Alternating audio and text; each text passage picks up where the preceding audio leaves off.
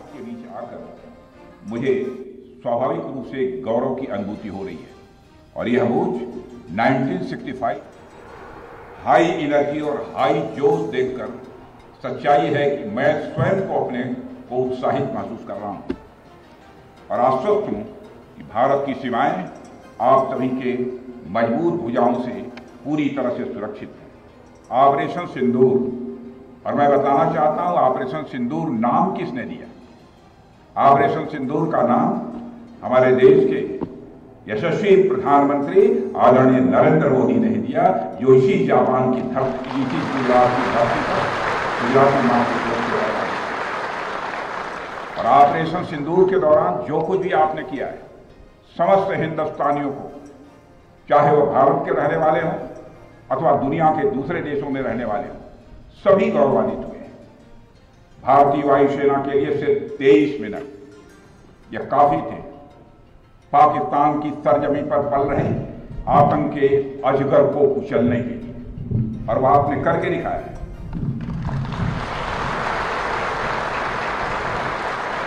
और मैं यह कहूं तो यह कहना गलत नहीं होगा, जितनी देर में लोग नाश्ता पानी निपटाते हैं उतनी देर में आपने दुश्मनों को निपटा दिया।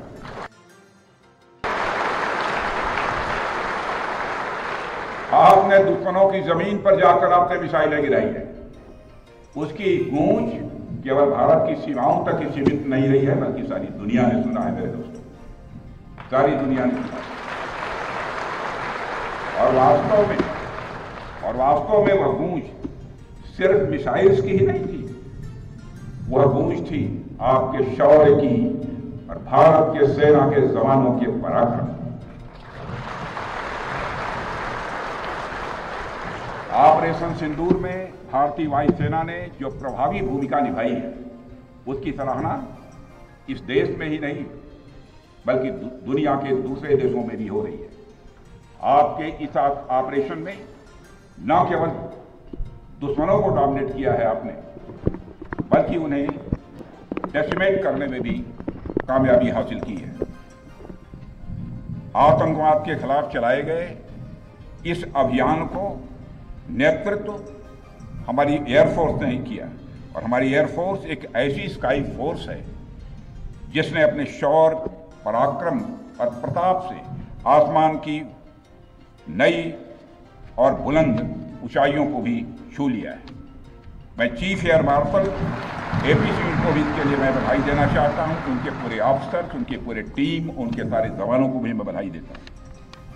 और साथियों, कोई छोटी बात नहीं है कि हमारी एयरफोर्स की पहुंच पाकिस्तान के हर कोने तक है, और ये बात पूरी तरह से साबित हो चुकी है तो हमारी तीनों फोर्सेस की, लेकिन आज एयरबेस पर आए हूं इसलिए मैं इसकी चर्चा कर रहा हूं।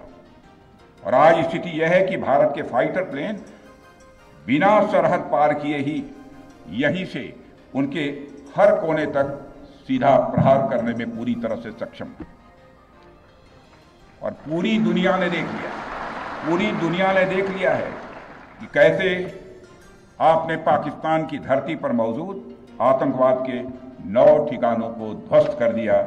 बाद में की गई कार्रवाई में उनके अनेक एयरबेस भी तबाह कर दी गई।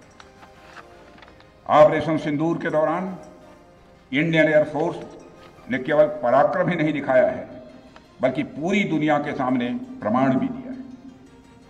प्रमाण इस बात का कि अब भारत की युद्ध नीति और टेक्नोलॉजी यानी तकनीक भी दोनों बदल चुकी है।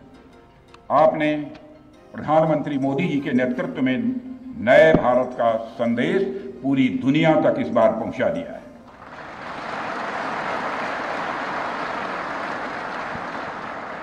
और साथियों, यह संदेश है कि अब भारत केवल विदेशों से इंपोर्ट किए गए हथियारों और प्लेटफॉर्म्स पर ही निर्भर नहीं है, बल्कि भारत में बने अस्त्र और शस्त्र भी हमारी सैन्य शक्ति का अब हिस्सा बन चुके हैं।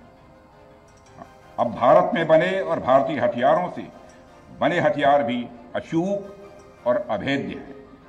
यह पूरे विश्व ने देख लिया है। ब्रह्मोस मिसाइल की ताकत को तो पाकिस्तान ने खुद स्वीकार कर लिया है। हमारे देश में एक कहावत काफी पुरानी है और वह है दिन में तारे दिखना।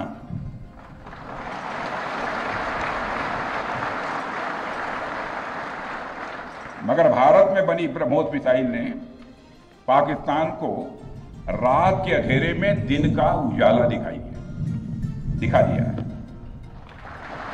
रात के अंधेरे में दिन का उजाला दिखा दिया है। भारत के जिस एयर डिफेंस सिस्टम की तारीफ हर तरफ हो रही है, उसमें डीआरडीओ द्वारा बनाए गए आकाश और अन्य राडार सिस्टम की जबरदस्त भूमिका रही है। साथियों, कई स्थानों पर हमारे नागरिक दुश्मन के ड्रोन आते देख भाग नहीं रहे थे, बल्कि हमारे एयर डिफेंस सिस्टम के हाथों उनको मार गिराने की वीडियो बना रहे थे।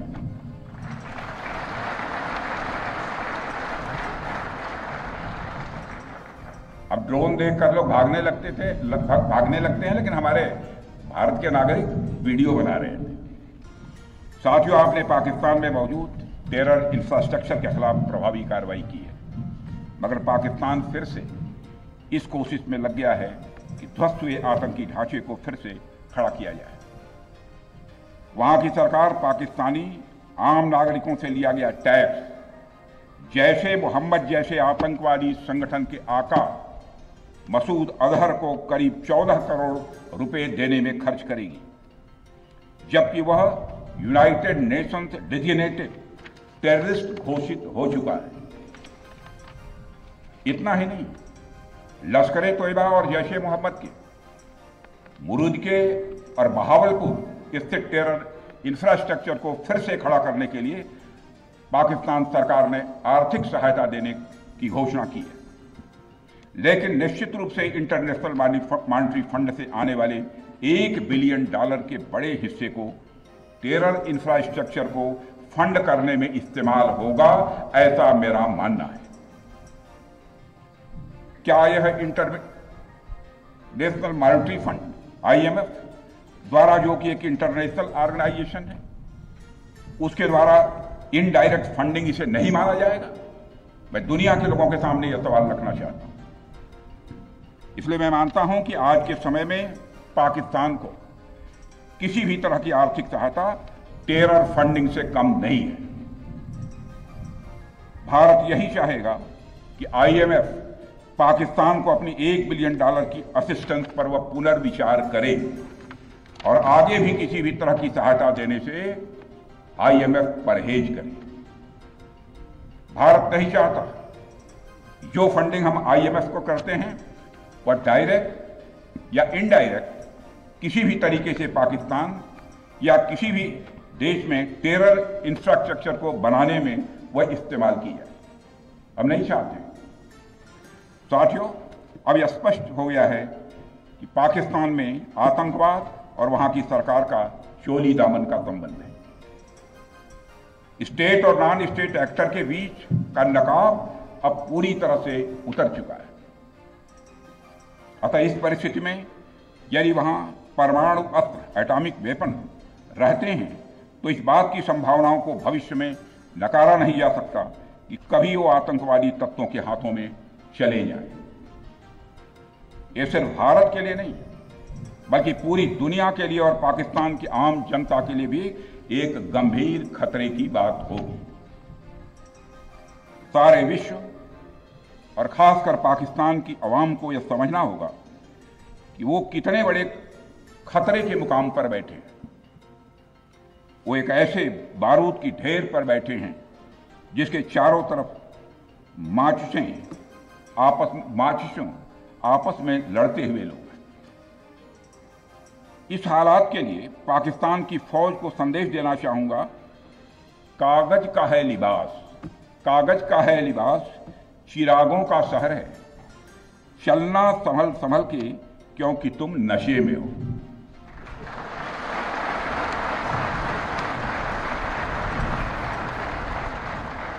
साथियों, अभी आपने जो पराक्रम दिखाया है उसकी चर्चा पूरी दुनिया में हो रही है। जैसा मैंने पहले भी कहा, आज भारत को वैश्विक मंच पर जो सम्मान मिल रहा है उसकी बुनियाद में यदि कहा जाए साफ तौर पर तो वह है आपका पराक्रम। और यही कारण है कि भारत का बच्चा बच्चा आपको अपना आइडल मानता है, बच्चा बच्चा आपको अपना आदर्श मानता है। आपने पूरे देश को यकीन दिलाया है कि नया भारत अब सहन नहीं करता, बल्कि वह पलटकर जवाब देता है।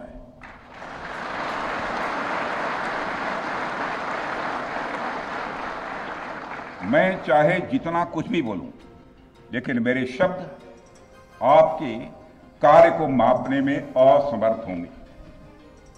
मैं कृतज्ञ राष्ट्र की ओर से आप सबके प्रति पुनः आभार व्यक्त करता हूं। साथियों, अब आतंकवाद के विरुद्ध लड़ाई केवल सुरक्षा का विषय नहीं, बल्कि नेशनल डिफेंस डॉक्ट्रिन का यह हिस्सा बन चुकी है। हम आपके साथ मिलकर इस प्रॉक्सी और हाइब्रिड वॉरफेयर को जड़ से समाप्त करेंगे। रक्षा मंत्री होने के नाते यह संकल्प मैं दोहराना चाहता हूं। अब हमारा भारत पहले का भारत नहीं है। प्रधानमंत्री के नेतृत्व का यह नया भारत का जन्म हो चुका है। मेरे बहनों भाई, हम हमारे आराध्य श्री राम के उस मार्ग का अनुसरण करते हुए आगे बढ़ रहे हैं जिसमें वह आसुरी शक्तियों के विनाश का प्रण लेते हैं। निश्चरहीन करौं में भुज उठाई पण कीन, अर्थात जिस प्रकार भगवान राम ने अपनी भुजाओं को उठाकर धरती को राक्षस विहीन करने का प्रण लिया था, ठीक उसी प्रकार श्री राम के आदर्शों का पालन करते हुए हमने भी आतंकवाद को जड़ से समाप्त करने का संकल्प लिया है।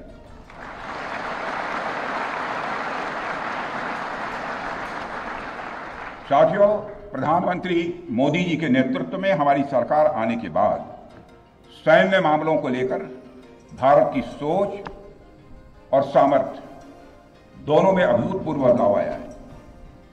हम भगवान राम के उस सिद्धांत का पालन करते हैं, सठ संग विनय, कुटिल संग प्रीति, सहज कृपण संग सुंदर नीति, अर्थात दुष्ट के साथ विनम्रता, कुटिल के साथ सदाशयता और कंजूस के साथ उदारता का आचरण कभी भी नहीं करना चाहिए। मैं आप लोगों को भी बता रहा हूं, बल्कि सठे साठ्यम समाचरेत या टिट फॉर टैट।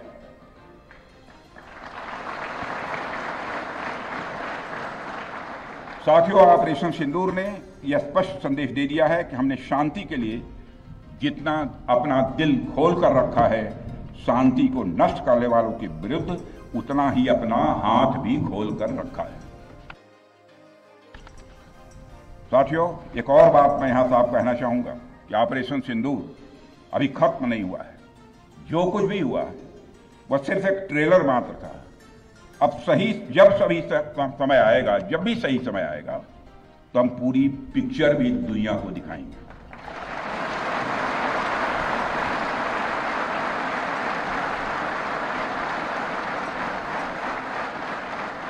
साथियों, आप सब तो जानते ही होंगे कि भारत में जब भी कोई उपद्रवी तत्व होता है जिसको लेकर यह आशंका रहती है कि यह भविष्य में कुछ उपद्रव कर सकता है, तो उसको मजिस्ट्रेट एवं पुलिस द्वारा गुड बिहेवियर के प्रोबेशन पर रखा जाता है। कोई गड़बड़ करता है तो उसको कुछ समय के लिए मजिस्ट्रेट गुड बिहेवियर के प्रोबेशन पर रखते हैं। अगर वह व्यक्ति प्रोबेशन के दौरान कोई भी शरारत करता है तो उसे उचित दंड भी दिया जाता है। ठीक उसी तरह वर्तमान सीज फायर में हमने पाकिस्तान को बिहेवियर के आधार पर अभी प्रोबेशन पर रखा हुआ है। यदि उसका बिहेवियर सुधरता है तब तो ठीक, और यदि बिहेवियर में फिर से गड़बड़ी आती है तो उसको कड़े से कड़ा दंड दिया जाएगा।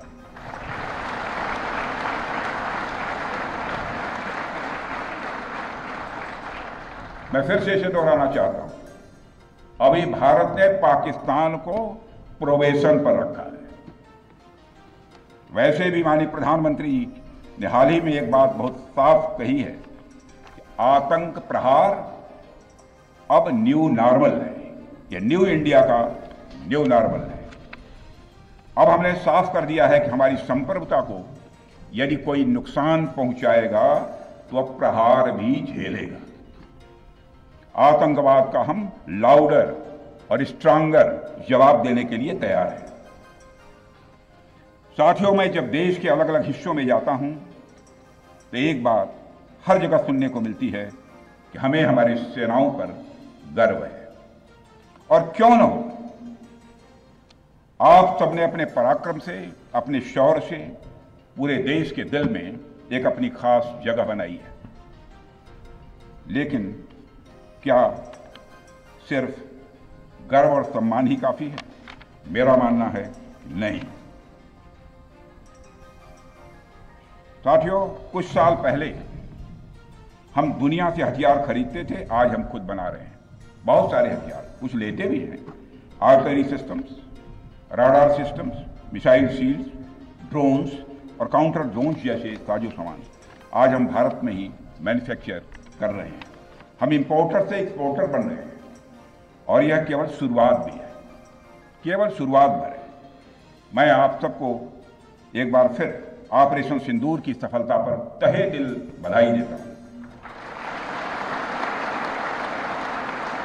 और मैं बस इतना कहूंगा कि आपके पराक्रम ने यह दिखा दिया है कि यह वो सिंदूर है, यह वो सिंदूर है जो श्रृंगार का नहीं बल्कि शौर्य का प्रतीक है। यह वह सिंदूर है जो सौंदर्य का नहीं बल्कि संकल्प का प्रतीक है। यह सिंदूर खतरे की वह लाल लकीर है, यह सिंदूर खतरे की वह लाल लकीर है जो भारत ने अब आतंकवाद के माथे पर खींच दी है।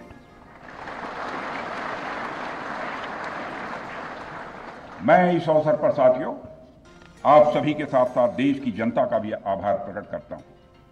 भारत की जनता ने एकजुटता और समझदारी का परिचय देते हुए आप सभी का, सरकार का, यानी पूरे देश का सहयोग किया है। इस लड़ाई में न केवल सरकार, आर्म्ड फोर्सेस और सुरक्षा बल, सभी नागरिक एकजुट थे और मैं कह सकता हूं कि भारत का हर नागरिक इसमें सिपाही की तरह भागीदार था। मैं देश की उन माताओं को भी प्रणाम करना चाहता हूं जिनकी कोख से आप जैसे बहादुरों ने जन्म लिया है।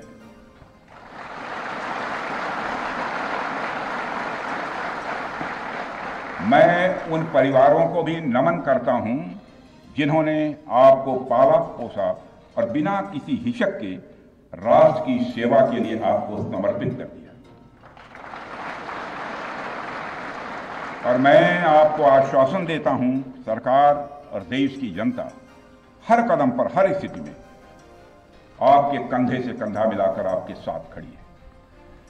और मुझे पूरा विश्वास है कि आपके सहयोग से हम इस पूरे रीजन में आतंकवाद का समूल नाश करेंगे, ताकि कल को कोई भारत की संप्रभुता के खिलाफ आंख उठाने की हिमाकत न कर सके।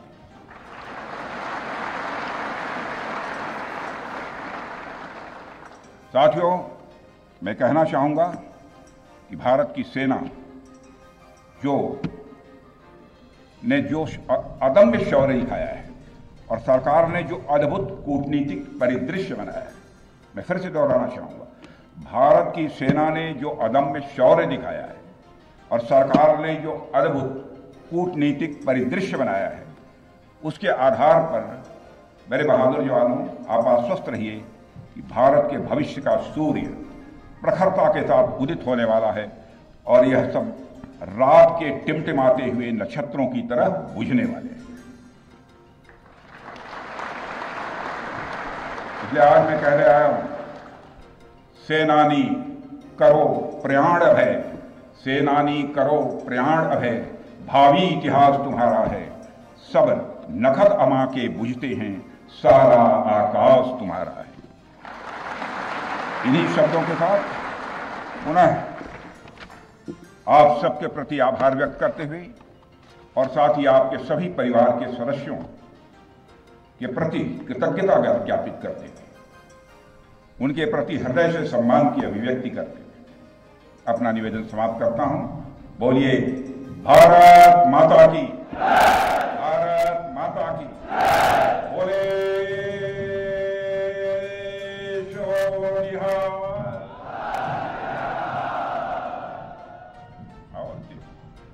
बोले सैनिकों को संबोधित कर रहे हैं।